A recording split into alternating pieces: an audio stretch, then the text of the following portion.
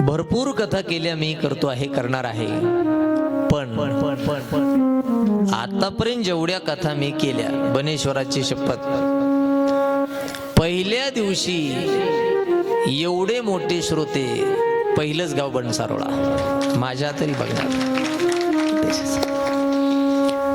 नाही तर पहिल्या दिवशी आम्हाला कथा करायची म्हणजे आपुली आपण करा सोडवण, बसायचं आणि काहीतरी करून जायचं, आरती करून जायचं.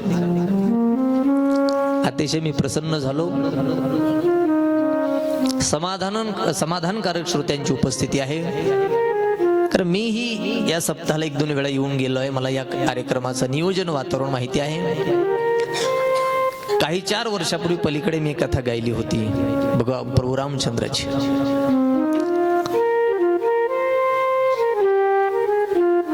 तिकडे सावता महाराजाने बोलवलं, आता बनेश्वराने बोलवलं.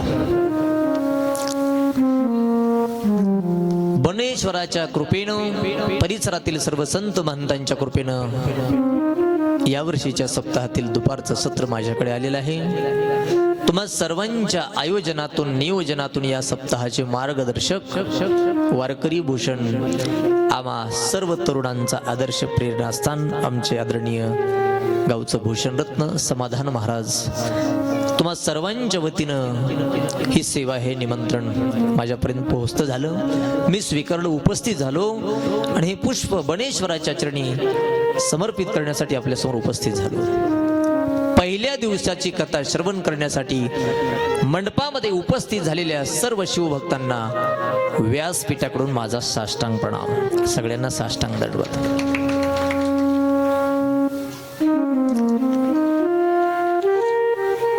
आणि कसं असते बघा, कथा कीर्तन करायचं म्हटलं,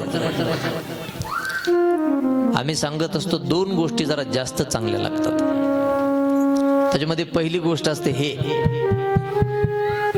ज्याद्वारे आवाज तुमच्यापर्यंत येणार आहे, साऊंड सिस्टम. दुसरी गोष्ट असते गायक वादक.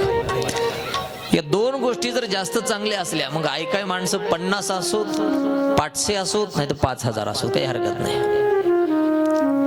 पण इथं सगळ्याच गोष्टी अतिशय छान आहेत. माझे जिवलग मित्र, महाराष्ट्रामध्ये जर काही साऊंड सिस्टमच्या ऑपरेटरचा सर्वे करायचा झालं, सर्वे तर त्याच्यामध्ये आपल्या गावचे ऑपरेटर बापू महाराजाचं नाव अवश्य जोडावं लागेल. असे ऑपरेटिंग आहे त्यांची.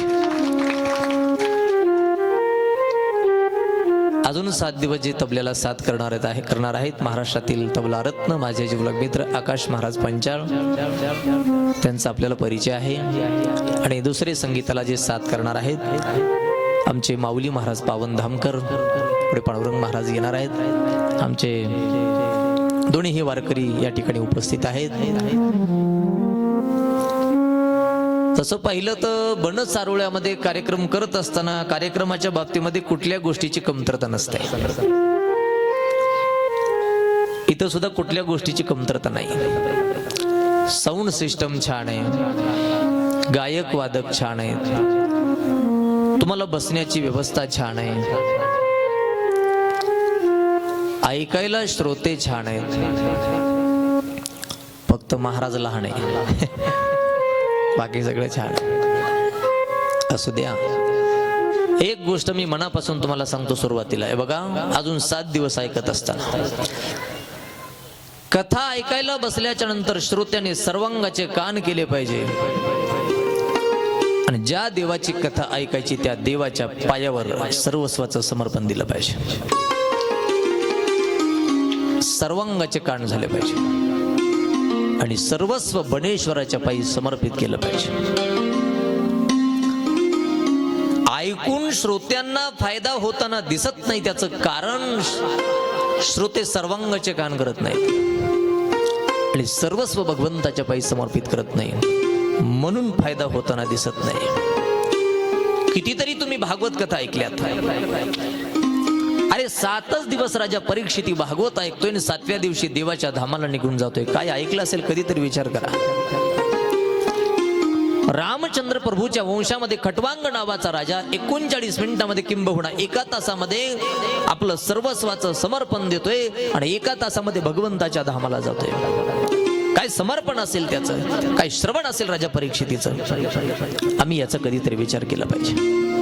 आणि म्हणून सर्वांगाचे कान करत जावे, सर्वस्व भगवंताच्या पायी समर्पित करत जावं आणि कथा ऐकायला बसत जावं. मग कुठल्या वक्त्याकडे जास्त ज्ञान असेल, कुणाची विद्वत्ता कमी असेल. अजून एक सुरुवातीला तुम्हाला महत्वाचं वाक्य सांगतो. सांगणाऱ्या वक्त्याकडून जर काही चूक होत असेल तर त्याचं पाप वक्त्याला भोगावं लागेल. नीट ऐका.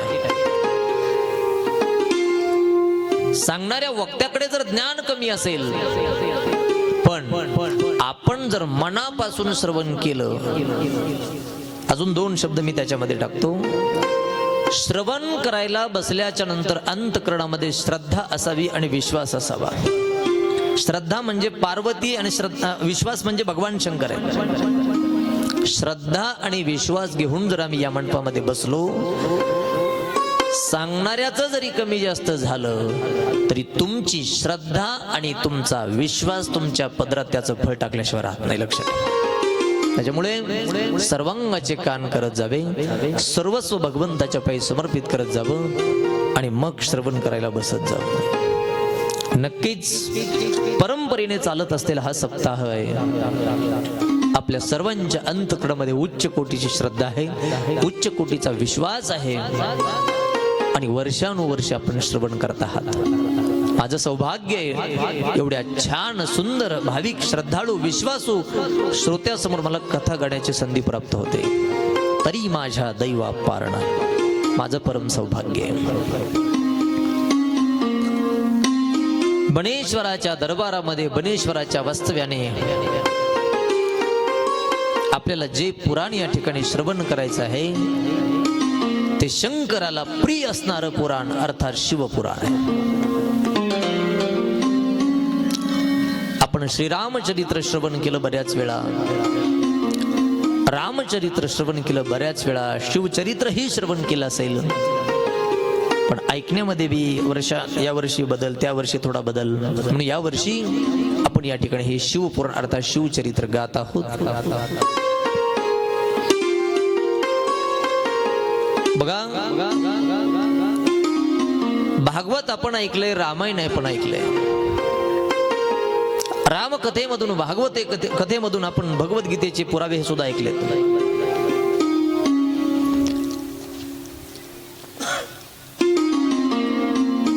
भागवत म्हणजे मरणशास्त्र, मृत्यूशास्त्र. ऐका, भागवत हे मृत्यूशास्त्र आहे. श्रीमद भगवद्गीता हे योगशास्त्र आहे. रामायण हे प्रयोगशास्त्र आहे आणि शिवपुराण हे आध्यात्मिक शास्त्र आहे. लक्षात ठेवा, आध्यात्मिक शास्त्र. सगळ्यात मोठं पुराण म्हणजे शिवपुराण आहे. 24,000 श्लोकाचं पुराण आहे. भागवतामध्ये 18,000, कुठल्या पुराणामध्ये 15,000, पण या शिवपुराणामध्ये 24,000 श्लोक आहेत. सगळ्यात मोठं पुराण आहे. भगवान शंकराला प्रिय असणारे हे पुराण आहे. म्हणून एक मृत्यूशास्त्र आहे, एक योगशास्त्र आहे, एक प्रयोगशास्त्र आहे आणि शिवपुराण हे आध्यात्मिक शास्त्र आहे.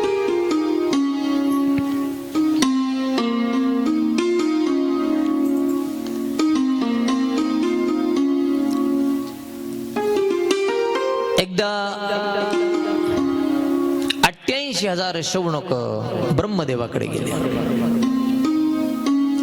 आणि सांगितलं की आम्हाला कथा करायच्यात भगवंताच्या, एखादी पवित्र जागा सांगा. ब्रह्मदेवाने एक चक्र सोडलं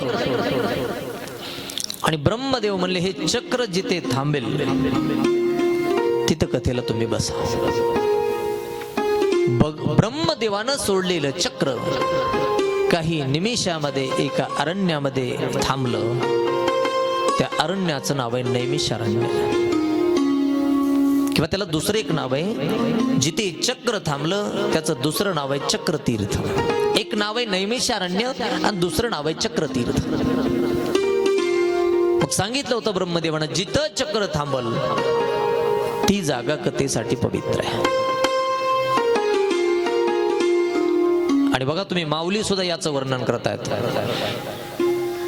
भूमीचे मार्दव सांगे कुंभाची लवलव, नाना आचार गौरव सुकुलीनांचे. आपण सगळे शेतकरी माणसं आहोत. आपण एखाद्या नवीन रस्त्याने चाललो, बघा एखाद्या नवीन रस्त्याने चाललो, जमिनीमध्ये उभं राहिलेलं पीक असतं. ते पीक बघून कळतं जमीन किती पावरची, जमीन कशी आहे हे पीक सांगत असतं. म्हणजे ऐका, जमिनीत आलेल्या पिकावरून जमीन कशी आहे कळत असतं. त्याच्या पुढे कुलीन माणसाच्या वागण्याहून त्याचा मोठेपणा सिद्ध होत असतो.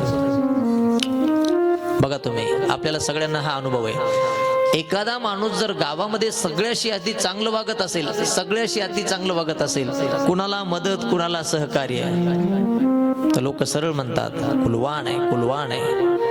त्याच्या कुळामध्ये, कुळाची परंपराच आहे, कुळच त्याचं चांगलं आहे. आतापर्यंत याच्या कुळामध्ये सगळ्या लोकांनी असंच म्हणजे जगण्याचा वागण्याचा प्रयत्न केलाय.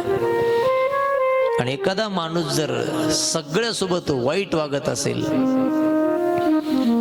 तर लोक सरळ म्हणतेच अरे त्याचं कुळ दलिंदर आहे. म्हणजे माणसाच्या वागण्याहून त्याचा कुलीनपणा ठरत असतो. जमिनीत आलेलं पीक जमिनीची ताकद सांगत असतं. मला तेच सांगायचं तुम्हाला, परंपरेने या भूमीमध्ये हा नाम सप्ताह चालतो. किंवा पहिल्या दिवशी कथेसाठी एवढा अंतरंग जिज्ञासू समाज उपस्थित झालेला हे बघून कळतं ही भूमी किती पवित्र असली पाहिजे. चक्र ज्या ठिकाणी थांबलं, ब्रह्मदेवानं सांगितलं ती भूमी पवित्र, तिथं तुम्ही कथा करा. आणि मग सगळे 88,000 ऋषी त्या नैमिषारण्यामध्ये कथा करतायत.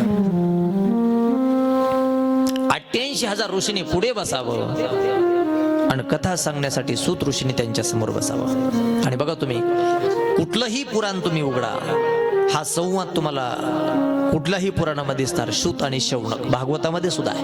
तुम्ही कुठलंही पुराण उघडा, सूत आणि शौनक हा संवाद तुम्हाला कुठल्याही ग्रंथामध्ये पुराणामध्ये दिसेल. सूतांनी सांगितलेला आहे, शौनकाने ऐकलेला आहे. कुठलंही पुराण उघडा तुम्ही, हा संवाद असणार म्हणजे असणार. सगळे शौनक त्या नैमिषारण्यामध्ये बसले.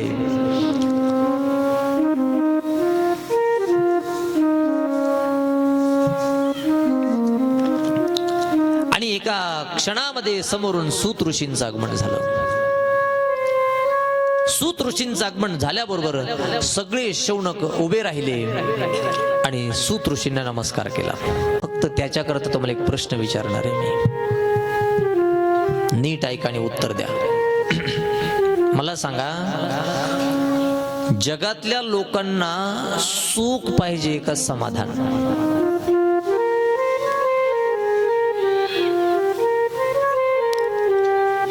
मी काय इंग्लिश मध्ये विचारलो? काय पाहिजे असं पटकन बोललं पाहिजे. सगळे बोलले पण मला आवाज आला नाही. समाधान, समाधान. अरे ही जी वाणी, जे तोंड आहे आपल्याला, एकतर भजन करायला दिलंय, चांगलं बोलायला दिलंय, आणि आपण बोललेलं दुसऱ्याला समजलं पाहिजे, कळायला पाहिजे. मोठ्यानं बोलायला दिलंय, मोठ्यानं बोललं पाहिजे. त्या नगरला ते मला आजी भेटल्या होत्या, माझ्या जवळ आल्या. महाराज माझं ऐका, महाराज माझं ऐका. मोठ्यानं बोला की, माझा आवाजच असला झालाय. बोलो कधीपासून? लोकांच्या चुकल्या करते तो. तुझा बंद करीन देऊ, बंद करीन काय आमचा, लोकांच्या चाड्या किलो.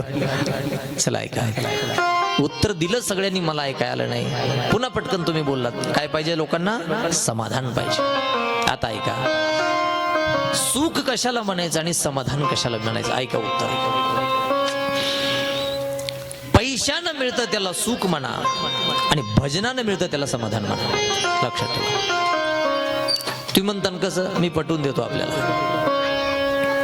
कल्पना करा, एखाद्याच्या घरामध्ये 50,000 रुपयाचा टीव्ही आहे. आपल्याकडे टीव्हीच नाही 10,000चा सुद्धा. दिवसांनी आपली परिस्थिती चांगली झाली आणि आपण 1 लाख रुपयाचा टीव्ही घेतला. आता 1 लाख रुपयाचा टीव्ही नाही, घरामध्ये 2 लाख रुपयाचा टीव्ही असू द्या, पण टीव्ही बघण्या पैशानं टीव्ही खरेदी केला म्हणजे आपण काही अंशी सुख विकत घेतलं. पण 1 नाही 2 लाख रुपयाचा टीव्ही बघण्यासाठी सुद्धा मन समाधानी असावं लागतंय. मन जर समाधानी नसेल तर टीव्ही बघू वाटत नाही. मोबाईल हातात मन समाधानी पाहिजे. माणसात बसू वाटत नाही, कुणाला बोलू वाटत नाही. त्याच्याकरता काय पाहिजे?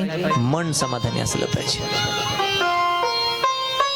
मग मन समाधानी कशाने होतं? ज्याला वाटतंय आपलं मन समाधानी असलं पाहिजे, समाधानाकरता त्या व्यक्तीने भजन करणं गरजेचं आहे. तुकोबारे उत्तर देतात. सदा नाम घोष करू हरी कथा, सदा नाम घोष करू हरी कथा, तेने सदा चित्ता समाधान, तेने सदा.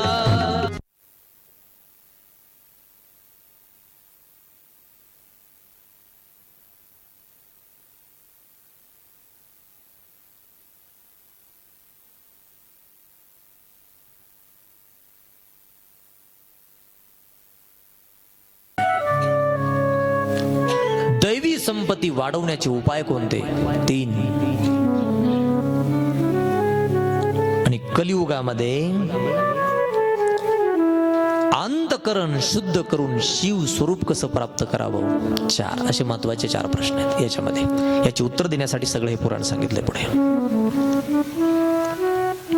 आणि मला सुद्धा वाटतंय एखाद्या साधूच्या संताच्या जवळ जर आपण गेलो महाराजाच्या, तर ऐका, प्रपंचातल्या गोष्टी ना त्यांना सांगायच्या ना त्यांना विचारायच्या. नीट ऐका. प्रापंचिक गोष्टी न त्यांना विचारायच्या न त्यांना सांगायच्या, आणि पारमार्थिक गोष्टी मात्र न विसरता त्यांना विचारायच्या. मग एखाद्या माणसाला जर वाटलं महाराज आम्ही जर एखाद्या साधूच्या संताच्या जवळ गेलो, महाराजाच्या जवळ, तर आम्ही त्यांना काय विचारलं पाहिजे? तर तुकोबरे त्याचं उत्तर देतात. काय विचारलं पाहिजे? ऐका. देव कृपा करील मज,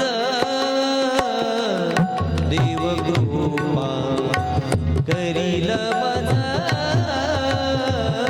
देव कृपा करील मज, देव कृपा करील मज,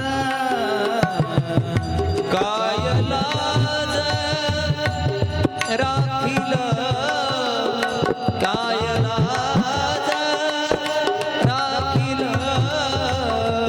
देव कृपा करील मज, देव कृपा करील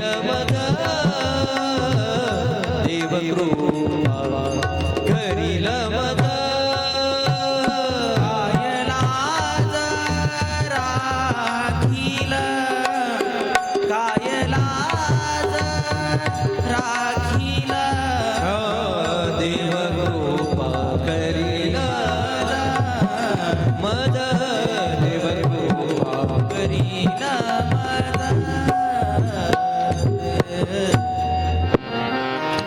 लक्षात ठेवा, हे मी माझ्या पदरचं तुम्हाला माझ्या माथ्यातलं सांगत नाही. साधू संतांच्या जवळ प्रापंचिक गोष्टींना विचारायच्या ना सांगायच्या, त्यांना पारमार्थिक गोष्टी न विसरता विचारायच्या. काय विचारायचंय? देव कृपा करील मज, काय लाज राखील. देव माझ्यावर कशाने कृपा करील, त्याच्यासाठी मला काय करावं लागेल, असं तुम्ही काहीतरी